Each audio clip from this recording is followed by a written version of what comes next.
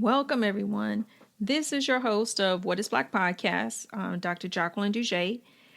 This episode I recorded back in April, and I think it was timely. This past weekend, Netflix released Ava DuVernay's new docuseries, When They See Us, which is a story about five young African-American men in the late 80s who were falsely accused and arrested and convicted for a crime they didn't commit. They've been since exonerated, and that series talks about the trials, the experiences that those young men, I would say even trauma that those young men and their family experienced, and how sort of uncovered a system that at times feels like it's stacked against young Black men. This particular episode is not directly related to that docuseries. I do plan to do a follow-up episode to kind of take a deeper dive into that docuseries that I've started to watch. And having two Black sons myself, it's just gut-wrenching to watch that series. And I sort of had to take a little break before finishing up the docuseries because it was so impactful, so moving, so important. But where this episode with our special guest, Dr. Rhea Boyd, sort of ties in for me is that we talk about what Dr. Boyd calls adverse police encounters. And you'll hear more about that and learn more about that throughout the conversation. But we do talk about issues of police violence, encounters that individuals do have with police. We talk about social justice. We talk about the role of advocacy and the role that we have as pediatricians to help our families and our children, deal with them, and also how to address certain issues, and that we're not powerless, that we do have power. And Dr. Boyd shares that information. So I just wanted to, just share a little bit about how this episode connects, and again, a little bit of response and initial reaction to When They See Us, which is a powerful drama. If you haven't seen it yet, I would definitely recommend seeing it, but also recommend that if you watch it with your kids, to be open to conversations, to talk about and sort of find out where they're feeling, what they're feeling as a result of watching that series, because it's important that we all talk. We also acknowledge the impact socially, emotionally to our well-being it has, especially since I feel like in the media we're seeing so many stories that really create a negative stereotype or negative portrayal of the Black experience. And my goal with this podcast, as a mom, as a doctor, as a human being, is to affirm us as human beings and have open up the conversation so that we can support each other as a community across the board, Black, white, Hispanic, Asian, that we're all in this together. And as Dr. Boyd so eloquently speaks to that as well. So let's get into the show. And I'd love to hear your feedback on social media, and for future episodes, your thoughts. Talk to you soon.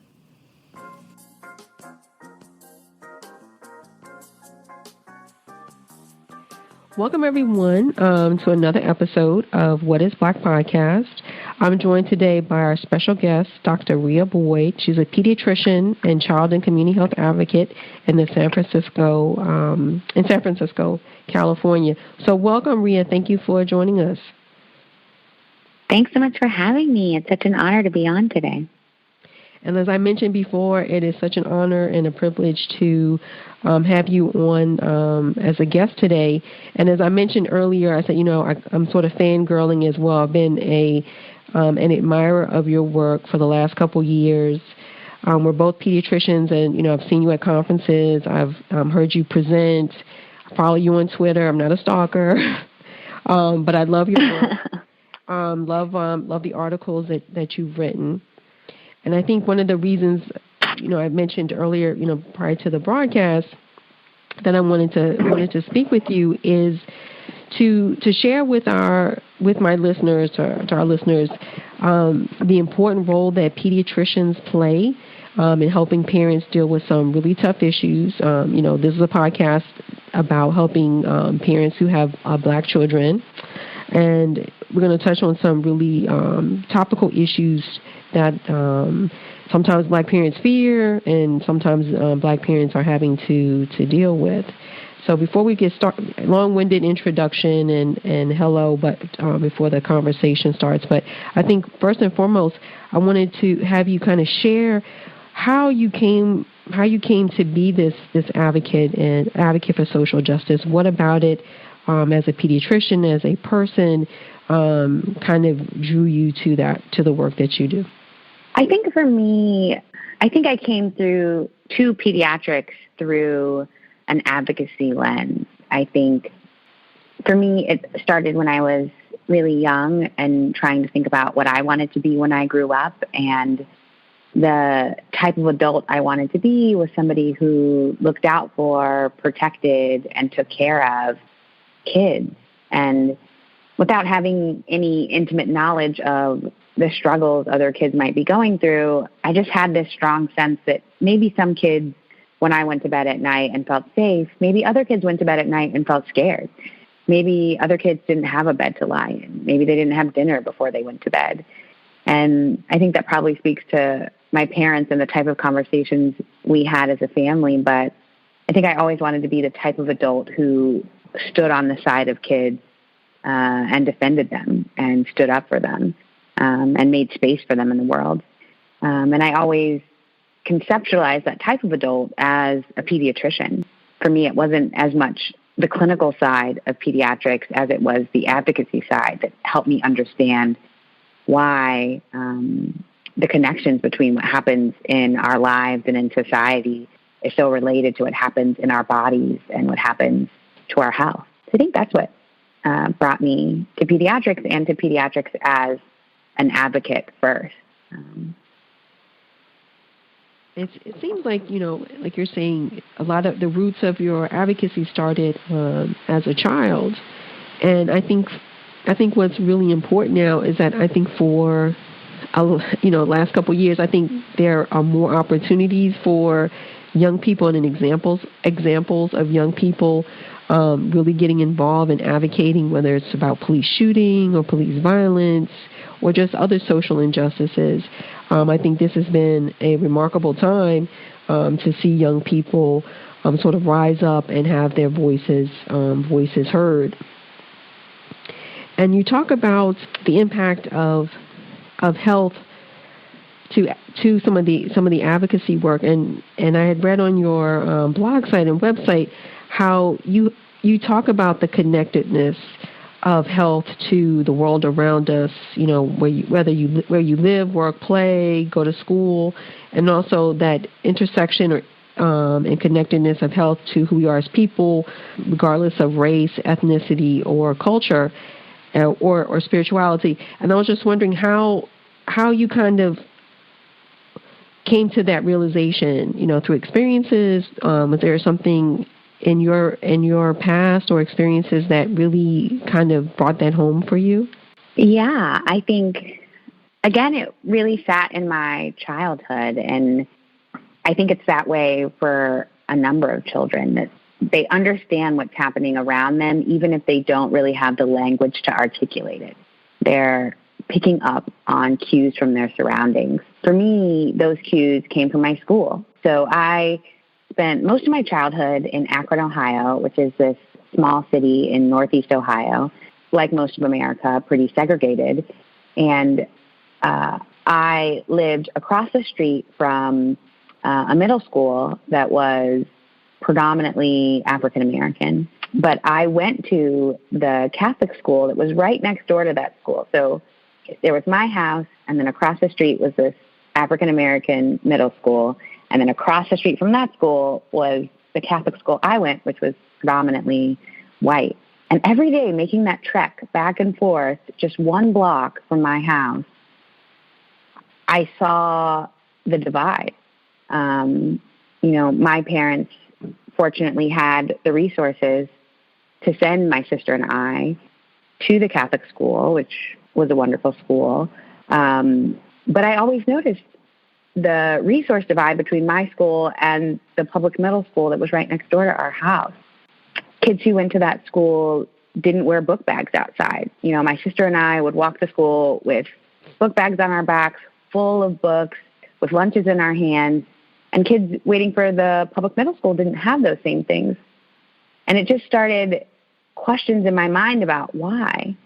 And why do those kids look just like me, and the kids that go to my school don't, but yet have all the resources? So I think the small ways in which I, as a child, witnessed inequality and experienced inequality in my own family and in my own experiences in education really shaped how I came to understand the connections between resources, racial inequality, and eventually health, as I picked up more of a language about medicine and healthcare. Now, I've read some of your work, and I know that you have a fondness for working with young medical students in regards to advocacy. I was wondering, have you in your career worked with high school students or younger students to kind of help them understand that intersection of health and inequality, social justice, and how maybe they can play a role, just like your experiences as a child kind of shaped your understanding?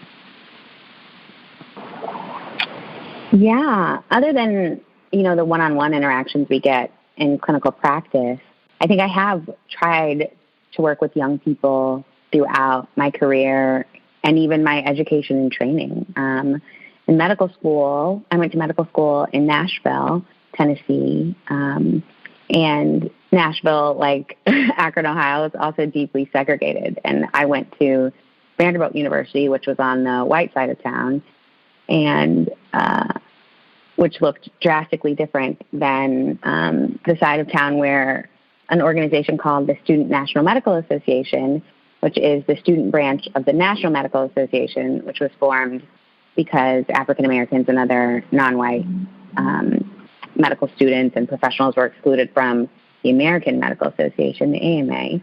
The SNMA and I went and volunteered at a preschool in the Black area of town. And it was really eye-opening and fascinating to talk to preschoolers about inequality and about health. And you have the conversation in different ways, and we do it through activities. But like I said at the beginning, kids witness inequality, and sometimes they just need an opportunity to talk about what they're seeing and what it means to them. And maybe they don't use words like injustice, but maybe they use words like unfair. So yeah, I think I've always tried to work with youth. And now I am working on a advocacy project in California, where I live now, that's trying to expand access to social and emotional and mental health supports for kids across our state. And there, again, I'm working with young people and honestly learning from young people how to describe the issues that they're facing and how to best address them.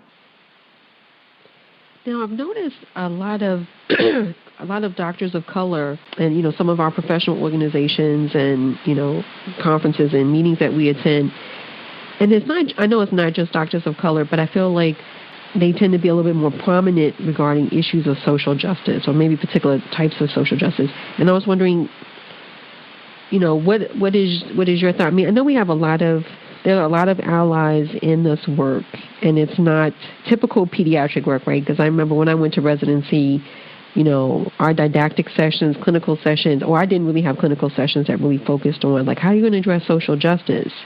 But as a resident, you realize when you're in your clinic that you have a family that may not have all the means, right? And you're going to write a prescription for medication, and then you have to make a choice. Sometimes families have to make a choice between, paying for that medication or paying rent.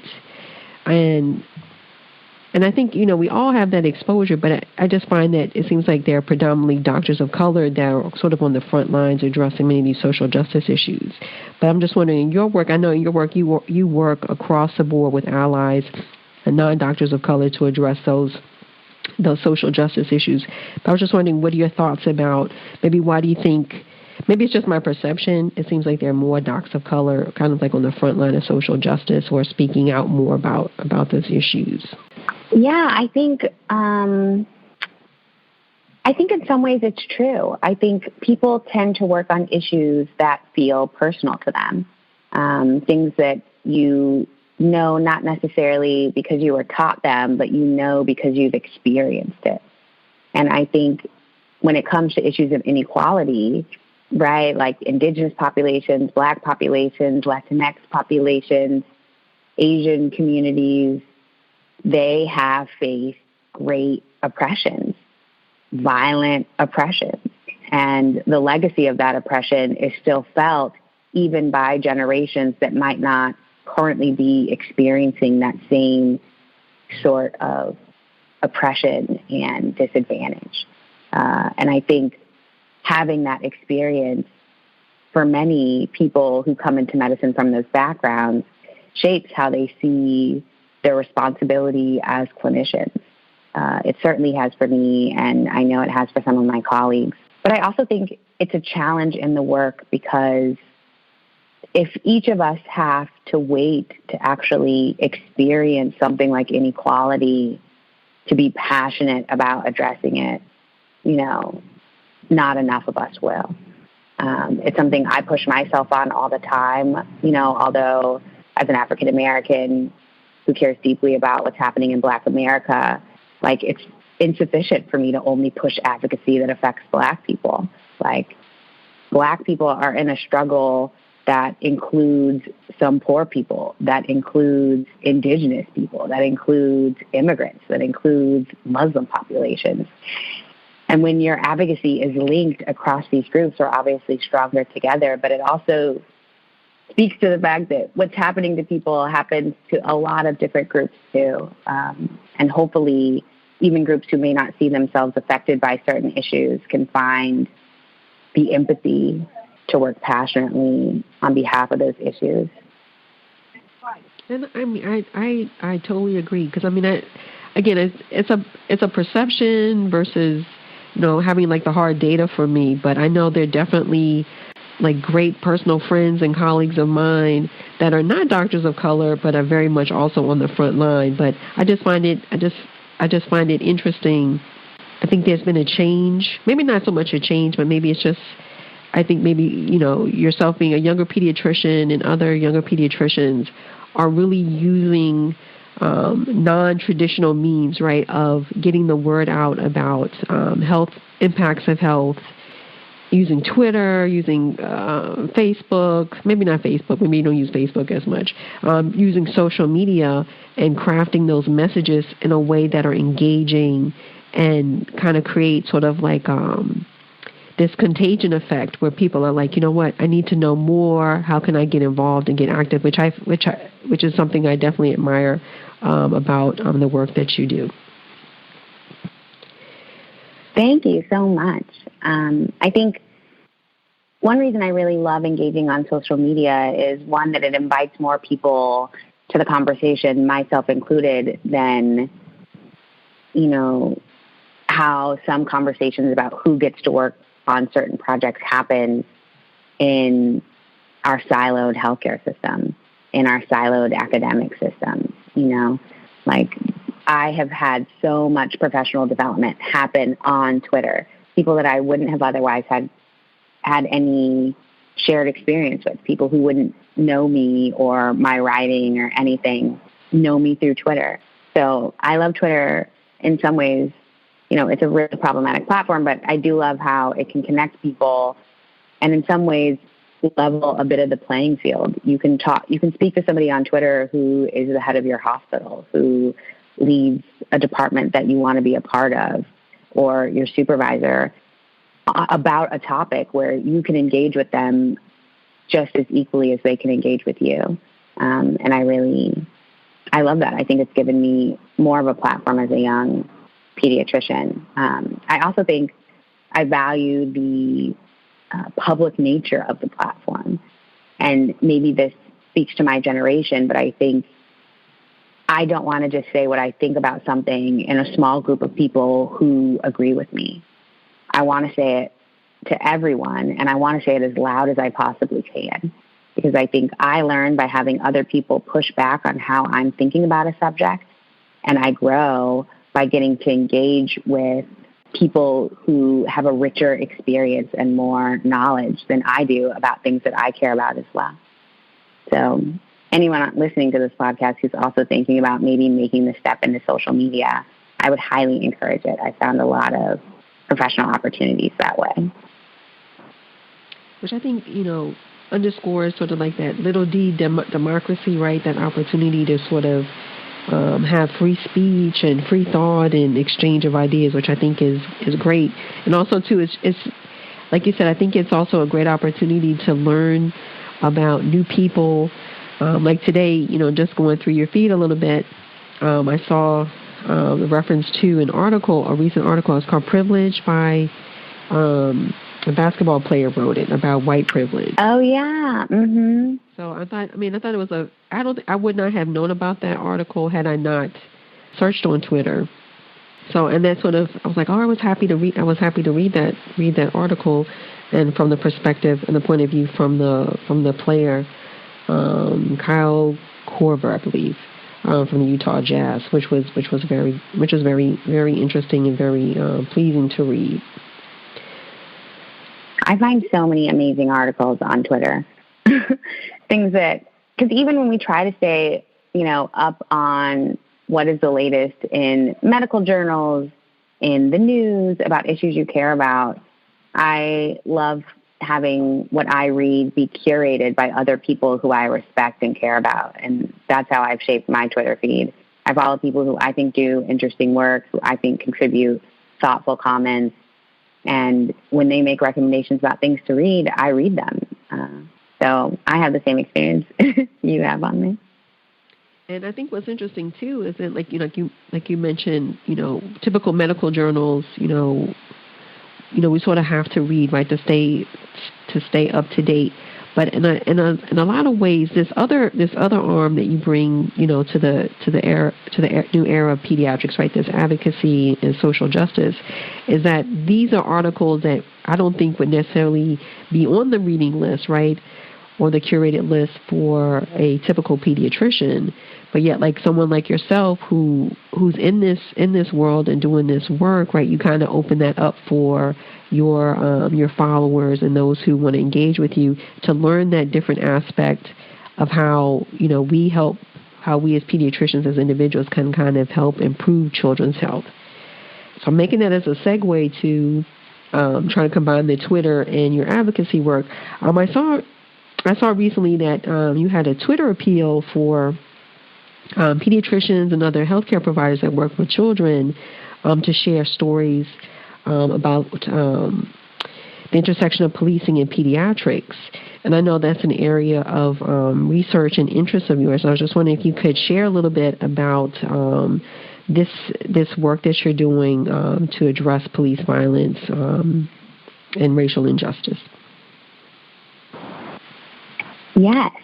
So I, like many Black Americans, am sickened and devastated by rates of police violence, but also the broader structure around state-sanctioned and state surveillance of Black families and Black communities and Black people.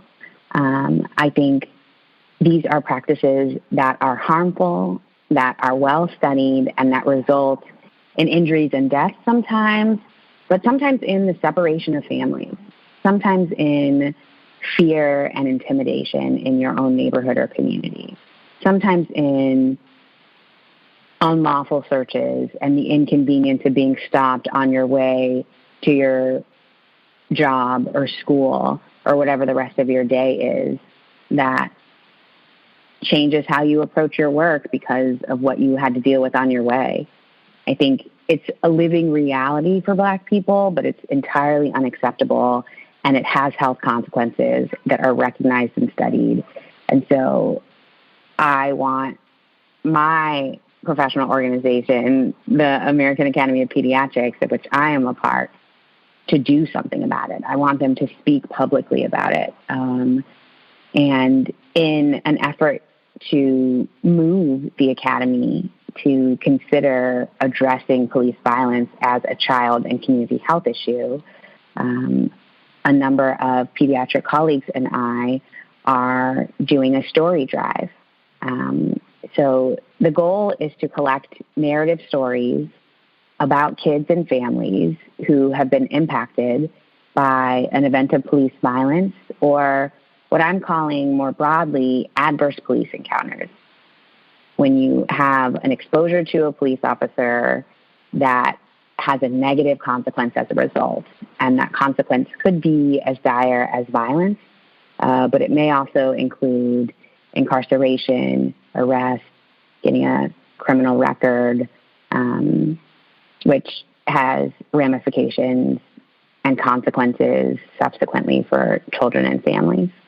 And I'm hoping that collecting these narratives will help humanize the topic for the Academy and pediatricians who might not have experienced it or might not understand just how it becomes a health issue for kids and their families. The project has just started, and you saw, as you mentioned, our kind of Twitter call. That happened really organically just after hearing a narrative from one of our colleagues in the AAP, our professional organization. But we are now going to get organized and actually make formal calls to other professional associations, to teachers, to nurses, and hope, we'll see which way it goes, but I hope it will evolve into a platform where any advocate who needs a story to help further their cause to address adverse police encounters in their own locality can use these narratives that we collect to really speak truth to power on this issue and get some changes enacted. So, Rhea, I had a question, because I always try to, with like some of the serious discussions that we have, also try to provide some background for families about the work that is being done to help elevate and affirm kids of color, but at the same time also kind of provide some resources and tips for parents. Like I've had a guest, Dr. Jenny Ward. We talked about the talk. Many people might be familiar with, these are just conversations parents have with primarily African American kids, and there may be other communities of color that do something similarly, where you sort of provide some tips and guidance. I'm really making this very simplified, and so probably a little bit more nuanced conversation. But for example, how do you talk to your child about before they get into the car, right? You give your child, and I've had these conversations, my husband's had these conversations with our sons, you drive the speed limit. What do you do if you happen to be pulled over, if you are pulled over by the police? So that's like one example using the talk, right? So I was wondering if you had any in your practice and in your research tips for parents that, let's say it hasn't occurred to their child, and hopefully it won't happen to their child, these adverse police encounters, but tips for parents on maybe how to sort of, can you prepare for it? How do you talk to your kids if they've seen something in the media, or have heard about a friend or a family member who's had these sort of experiences? Yeah, I think one thing that's really important for me when talking to parents about these topics is to affirm their concern. I think in the wake of a number of public events of police violence that have taken the lives of Black men and women, Black boys and girls, there has been almost an open public question about whether or not this commonly happens, whether or not all Black people are at risk or only some, whether or not there was something that the victim did such that happened to them.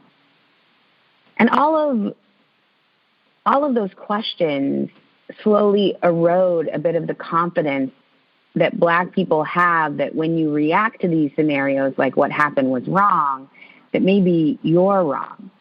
And so I like to start with an affirmation to say, you're not wrong.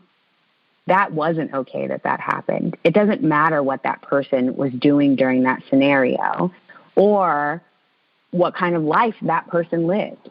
You know, sometimes we'll watch the media walk through and say, well, so-and-so wasn't a saint. That matters not when the public department that your tax dollars pay for kills that person. So I always like to start with a bit of an affirmation so that people know that they're not alone, that they're not crazy, and that this is really affecting them, that their stresses and their worries for their child are legitimate. And with that affirmation, then I like to provide some sense of what can we do about it, because I don't want people to feel paralyzed in this scenario, and I certainly myself don't want to feel paralyzed. And I think that's why I take on these advocacy efforts, so that I can see myself contributing to part of the solution. And so then I invite families into those advocacy efforts, or to at least be aware of them, which include ways that if they are in those encounters, they can keep themselves a bit more safe. So an example here in California is, and I'm going to pull it up right now, is an app that you can download onto your phone called California Justice.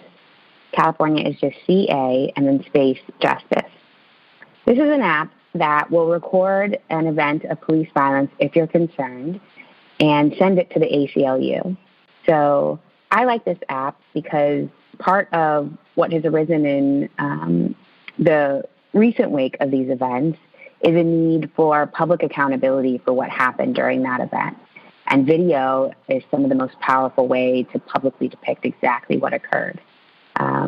And the good news about this app is that even if your phone is destroyed, the video is sent immediately as you're taking it. So it's one way that parents, as bystanders, as community members who might witness something that's distressing, or as victims themselves, can try to participate in holding the system accountable such that these events don't occur anymore.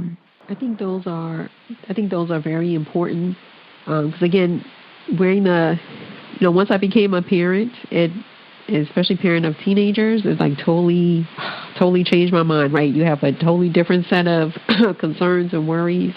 But at the same time, I love the positivity and of the affirmation of parents' concerns, and at the same time, I would think also children as well, because they're probably again you alluded to another of your advocacy projects, your work that you're doing, expanding social and emotional and mental health supports, and I'm wondering if in your experience you've also found that you needed to maybe, I don't know, families, if they need like to see counseling or to talk with someone or share their experiences, that also helps as well for them to deal with these experiences. Definitely. I think a critical foundation of kids' social, emotional, and mental wellness is the support of their relationships to their parents and to their peers. And so what we're hoping to do through our project is make more supports available and funded through children's insurance. We're starting with Medicaid here in California because the vast majority of our kids are on Medicaid, but that your insurance could pay for a support that supports these critical, nurturing relationships. Too often we have thought of social and emotional and mental health supports as like a medicalized clinical support, that maybe what you need is medication or maybe what you need is institutionalization. And for some kids and for some needs, that may be what you need. But for other kids who perhaps don't have the same need, sometimes supporting and trying to prevent a bad outcome or a mental health impairment is best supported by just supporting their family structure in a different way. So we're kind of exploring ways to support families to prevent mental health impairments that could come from something like witnessing high levels of violence including violence from law enforcement in your community, for example. So this has been a wonderful conversation, Rhea, and I think your work is definitely of value, and I definitely admire it. And I hope to continue the conversation in our professional association to really address many of these social injustices. But I guess I don't want to leave with such a heavy topic, as it's important. But as a physician, as a woman of color, as a person, what do you do to try to help have fun and kind of sort of balance out the serious aspects of your work to kind of continue to recharge yourself to do the work that you do every day? I think, honestly, like having conversations like this, being in community with, other Black women who have similar interests to mine, who empower me, who make me feel like the work that I'm doing is important and valued, and who I can similarly be that source of encouragement for them. I think that's been critical for my own well-being. And then to give an example from today, later tonight, I'm going to go see Alvin Ailey's perform, the Alvin Ailey Dance Company perform. So I think, the arts, music, thinking about liberation from not just the standpoint of people's health and well-being, but also in dance and music. It sounds like a fun evening. I've had an opportunity to see Alvin Ailey, and it's they are beautiful, talented, and I can see you're enjoying that performance this evening. So Rhea, if people want to learn more about you, engage with you on social media, what are the best platforms, or how can they reach out to you? Yes, I welcome people who are interested here in California or anywhere in connecting. I am on Twitter at Rhea Boyd MD, RHEA BOYD MD like doctor. I also have a blog, rheamd.wordpress.com, where I talk about some of these topics. And those are probably the best places. I am always down for a conversation and very open to collaboration as well. All right. Thank you so much, Rhea. It was great talking with you. Thank you so much again for having me. Thank you for listening to another episode of What is Black Podcast. We would love to hear from you about this episode. Check us out on all our social media platforms. We're on Facebook, Instagram, and Twitter. Also, if you have Apple Podcasts, please remember to subscribe, rate, and review us. We'd love to hear about what you thought of this episode and other episodes. Talk to you soon.